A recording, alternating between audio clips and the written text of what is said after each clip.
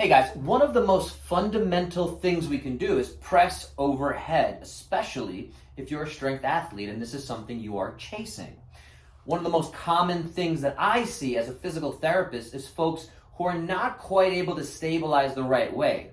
Now, I love an upside down, bottoms up kettlebell press, but actually in my gym here, my garage, the lightest kettlebell I have is 53 pounds, or 24 kilos. So that's going to be tough to really work a lot of reps, especially if I'm training a client here.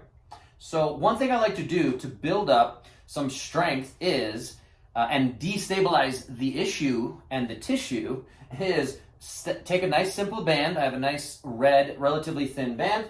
I'm going to put it, it's attached to my squat rack here. I'm going to have it on the outside of my wrist. And so I'm going to work that press, and I can work on my positioning and be very intentional. And that band is pulling me this way. My body has to kind of fight against it. All right, I can even put a nice relatively light dumbbell in my hand as I work that. So that adds a whole nother challenge.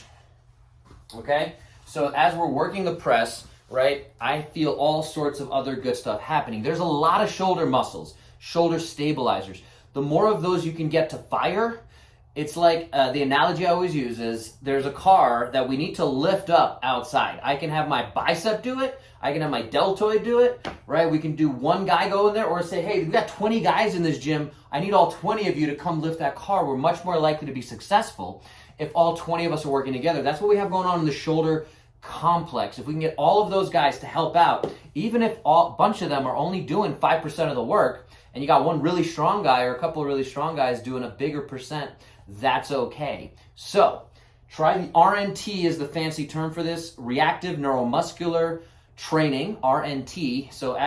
And you can have someone else do this too with you if you don't have the band. You have a partner, they can kind of be pushing and pulling as you're going up and down. You're really trying to find that stabilization.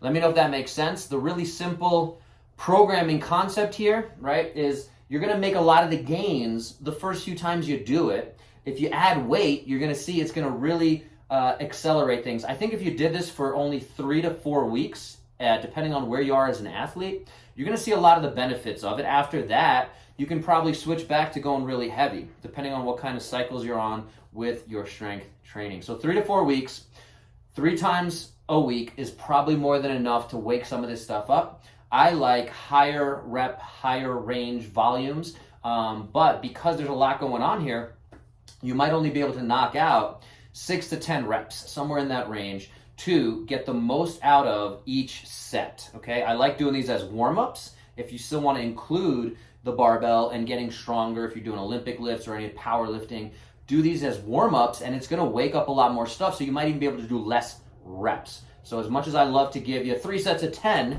like a good physical therapist, we're not going to have those simple numbers for you, but if you ever want to reach out, shoot me a message and we can come up with a good game plan for you. We'll talk to you next time. Get 1% better today.